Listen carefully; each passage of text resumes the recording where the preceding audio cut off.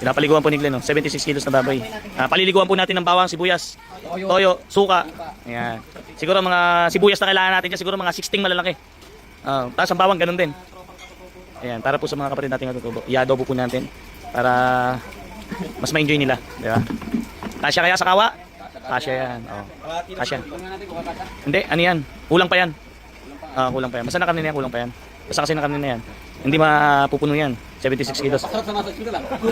Siguro mga lagpas kalahati lang yan. Tulog? Aba, nag-enjoy.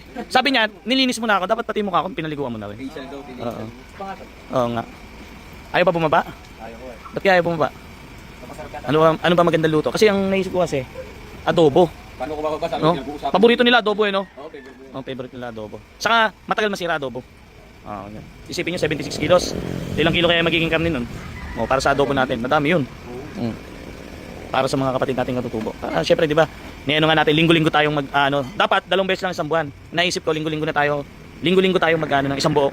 At iba-ibang sitio. Para lahat naman ng sitio sa Legendary Kawa ni Tate Carlin. Lahat naman ng sitio makatikim. Iba-ibang luto. Pero tingin ko laging adobo maganda kasi yun din naman favorite nila. Ano ba to?